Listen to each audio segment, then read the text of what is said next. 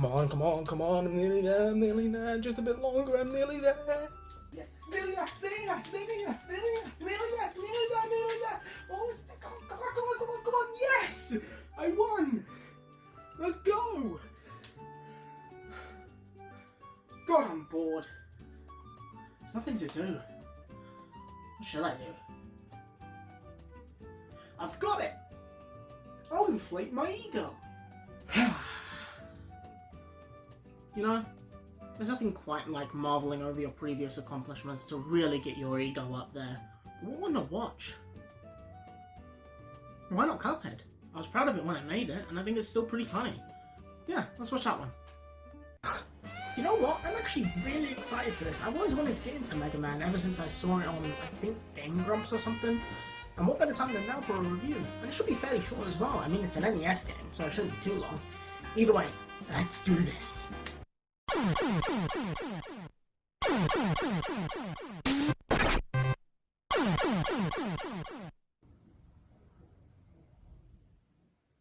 Maybe I should pick a different level.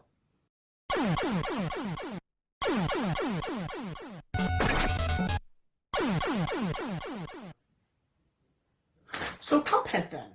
Oh yeah, I completely gave up on Mega Man after 2 stages. Can't believe that. Maybe I should give it another go. It was pretty hard though. You know what? No! Gone are the days of me giving up on games just because they're hard. I mean, I was a pussy back then. If I can beat Celeste, and if I can beat Cuphead, then I can beat Mega Man. Let's go!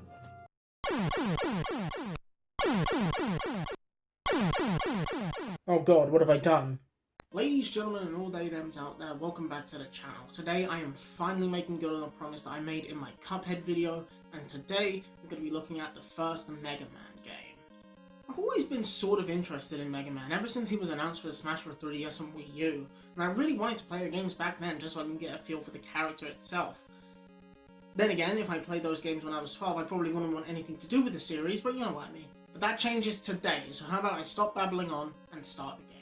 The story of Mega Man is about 2 scientists, one named Dr. Light and the other named Dr. Wily, working together to create human-like robots for everyday activities, including 2 siblings named Rock and Roll.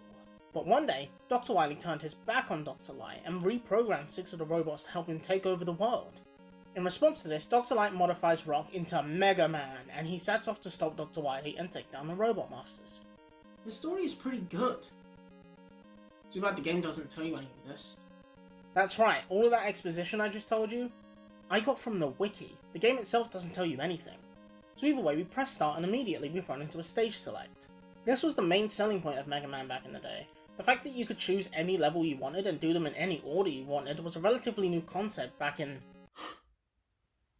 Was that the button? Considering the game put the cursor on Cutman stage, I think I'm going to do that one first. So I spawn in and I'm immediately bombarded by these flying enemies called Bumpy Hellies. Nope, not making that up. And because I don't know what I'm doing, they gang up on me and I die. Not a good start.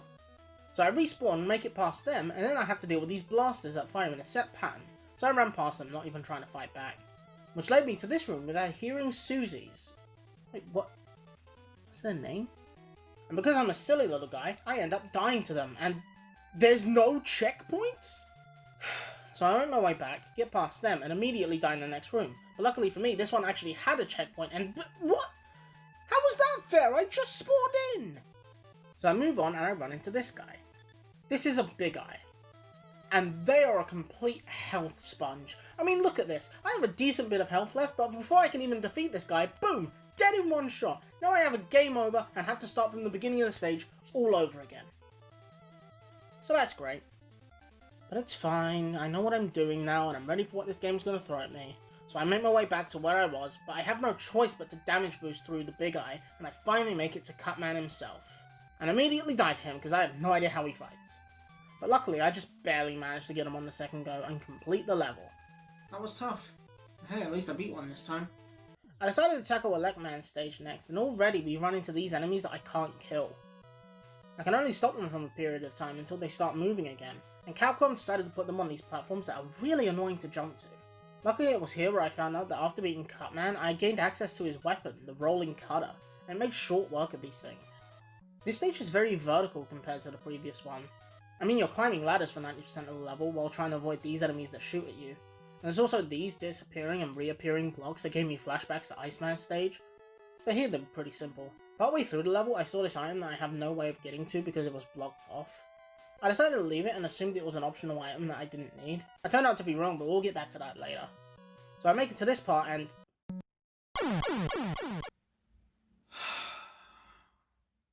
So I make my way back through the level and... What? How the hell is that fair? It was on the ladder! Either way, I move on and make it to the last room before the boss and...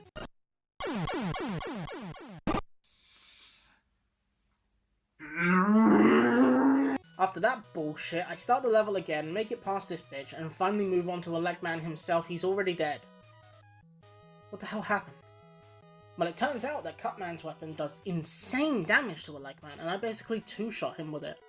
I decided to check out the database after this to check out what it was all about, and it turns out that not only does it tell us what the characters are and a bit of history behind them, but also it tells you what they're weak to.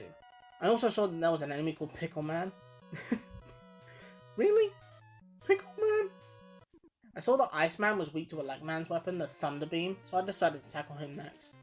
Now if you remember my Cuphead video, you would know that this was the level I chose first when I first originally tried to play the game back then. So I kinda knew what the game was going to throw at me when it came to this level, due to my albeit minimal knowledge of when I first played it. Don't get me wrong, it's still annoying. Slippery ice physics and the penguin enemies make this level annoying as hell. But weirdly enough, this level was actually one of the easier ones for me. And I think that's because I knew what I was doing this time around, and since I'd played this level before, I knew what to expect. Even the disappearing blocks weren't as annoying as last time. And that is because 1, I could actually kill this enemy this time, which was the majority of my deaths the first time around. And 2, I knew that if I failed these sections, I wouldn't die and I would just have to try again. So yeah, when it comes to this level, I haven't got much to say. Well, except for this part where I went to jump on this platform enemy, but instead I fell through it, which was annoying. That's about it. Iceman himself was a pushover as well. Just 3 shots with Elec Man's weapon and he was dead. Not that bad of a level in all honesty. The database told me that Fireman was weak to Iceman's weapon, so I headed there next, but doesn't that seem a little backwards? Like, fire melts ice, so Fireman being weak to Iceman doesn't make too much sense. And I know what you're gonna say. Actually, the fire would melt the ice, turning the ice into water, and then the water would extinguish the flames. 2 things. Firstly, you just said it yourself. Fire would melt the ice. So, inherently, fire would be effective against ice. That's like saying paper beats scissors in rock, paper, scissors, because paper beats rock, and rock beats scissors. So, by proxy, paper must be stronger than scissors. You understand? Doesn't make sense. And secondly, to add on to my previous point, look at their names. Look at them. Fireman and Iceman. Not Fireman and ice that melts into Waterman. Water's got nothing to do with it here. I swear to God, if there's a Waterman in one of the next games, I'm going to scream. That's a rant over. Fireman stage itself was nothing to write home about. The only things being of note are these pillars of fires that you can freeze with Iceman's weapon, and these fireballs that shoot up from below and slowly descend down the screen. The corridor leading to Fireman was annoying because there are these shooting enemies on the ceiling which were annoying to get past. Once you get to Fireman though, there's a specific strategy you need to use to beat him. Spam! Oh god, spam the hell out of Iceman's weapon! Do you see this attack pattern? You need to kill him before he kills you! There is no other way! And we're done! Not too bad of a level. What the fuck happened to the fire there? And Fireman's weapon is good against Bomb Man, so I decided to go there next. Nothing really of note happened in Bomb Man's stage, so I think I'll use this time to talk about the music. Yeah, it's pretty good. Obviously this was an NES game, so there wasn't much they could really do with the music, but given the restrictions Capcom had, they really managed to create a decent set of bangers to listen to. Elec Man and Iceman stage themes come to mind. The only one I can say I don't like too much is Fireman's stage theme. I don't know, there's something about the scratchy sound littered throughout the track that makes it sort of ear-grating. Other than that, the music's pretty great. Bomb Man wasn't too hard, I just spammed Fireman's weapon until he died. And now we're on to the last robot master, Gutsman. This level's main, I want to say gimmick, is these moving platforms that occasionally drop down when there's a gap in the track. And the timing of these things were really tricky to get down, but I managed to do it. So we move further through the level and it's him! It's Pickle Man!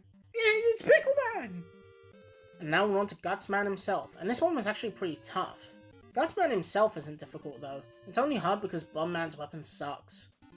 Either way, I won, and we can finally move on to the final stage, Dr. Wily himself.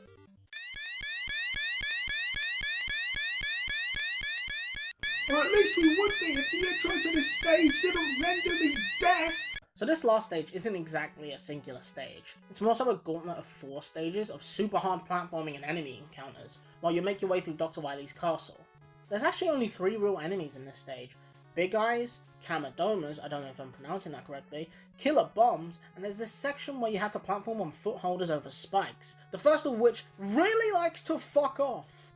Either way, we make it past that section, and I'm stuck. What do? Well, it turns out that I cannot progress until I've gotten a certain weapon. But oh my goodness, what's that?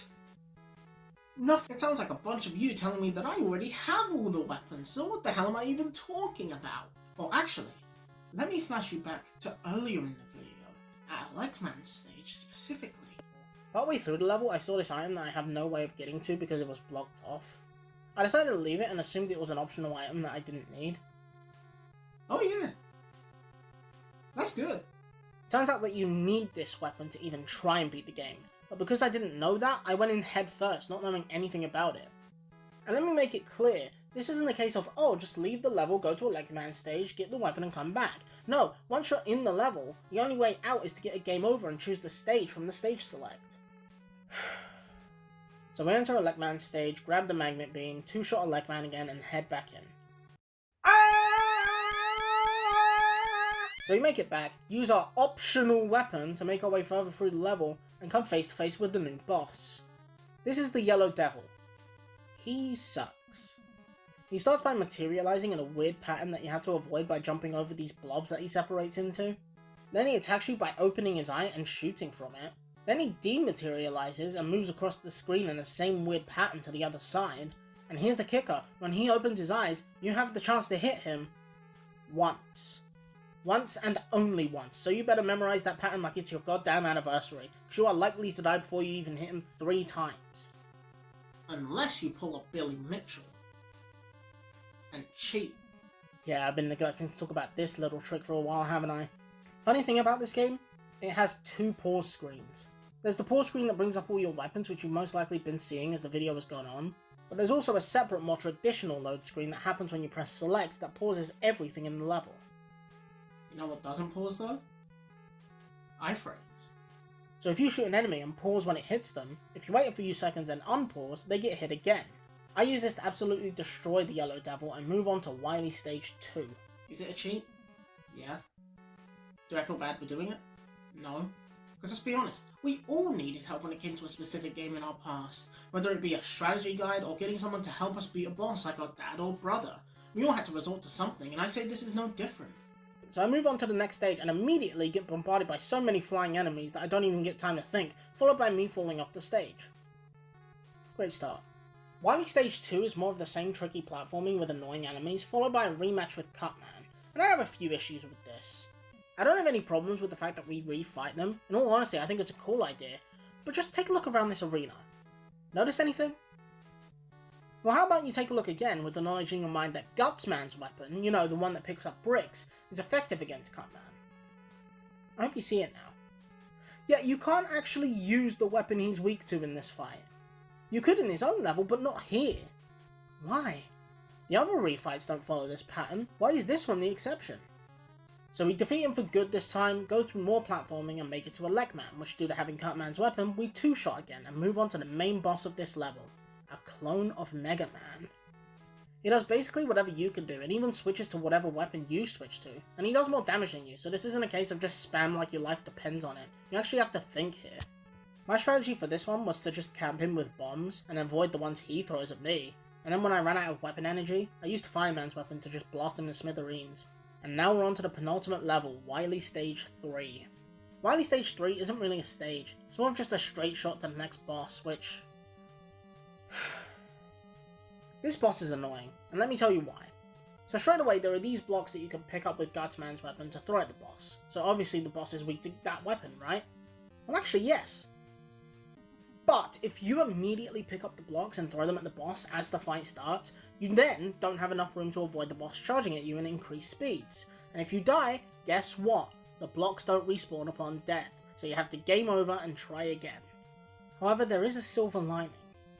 Once you understand how the boss works, then you realise that you should only use the Mega Buster in the first 3 phases. Then once his health is low enough, that is when you use Gutsman's weapon to take him down. We're finally here at Wily Stage 4, the last one in the game, and off the bat it's got it all. Spikes everywhere, annoying enemies, the platforms from Gutsman's stage, and it ends with the gauntlet of fighting the remaining 4 Robot Masters, Bomb Man, Fireman, Iceman, and Gutsman. There was also this ninja star hidden away next to an extra life. Originally I thought this was another optional weapon that I could just skip, but after having to go back through Elec Man stage to get the magnet beam, I wasn't taking any chances. So I got it, and it turns out that this is a Yashichi. I hope I'm pronouncing that correct. It only appears in this level, and it refills everything you have to the max, which is really cool, especially for the final level. The Robot Master refights weren't too tough, considering I'd beaten them before and I'd just got all my energy refilled. The only one that was really a challenge was Gutsman, due to Bomb Man's weapon being shit, but that was about it. And here we are at the final boss. All he does is move back and forth while shooting out these orbs in an arc, and it's kinda tough. Because not only do I have to stay away so I don't get hit by the machine itself, but I also have to stay close enough so that I'm underneath the orbs where he shoots out. But I managed to deplete his health bar just fine. But don't celebrate just yet, because this boss has 2 phases. In the second phase, Dr. Wily actually shows himself. I think he moves back and forth a bit faster than phase 1, and he shoots these bigger orbs that move in a weird way that I could just never avoid. However, there is a workaround. Ah yeah, take that you bitch, would you like some crackers with that cheese? And with that, we destroy Dr. Wily's machine, he begs for forgiveness, and Mega Man rightfully runs away. What? He runs away? Well, I guess I gotta set up a sequel somehow, right? And that's the first Mega Man game. Thank God it's over. I kid, of course, but the first Mega Man game is conflicting. It's hard as balls, and I hated 90% of my time with it. But I couldn't help but absolutely love the rest. The different level gimmicks and the robot monsters being weak to specific weapons, even though a few of them are a bit backwards, were really fun to tackle. And while it does have some problems, hey, it was the first. It couldn't get everything right on the first attempt, kind of like Kingdom Hearts in a way. Like, we all know the second game is better than the first, but the first one still had to lay the groundwork for what the second one would eventually become. All in all, Mega Man is a great game, and I would recommend it to anyone. As long as you go into it with the mindset that you're not going to be great at this the first time you play, and you will die a lot. Other than that, the game is great, what can I say? I may even play it again sometime. Maybe after I get back to Sonic, because holy shit, better cash in on that.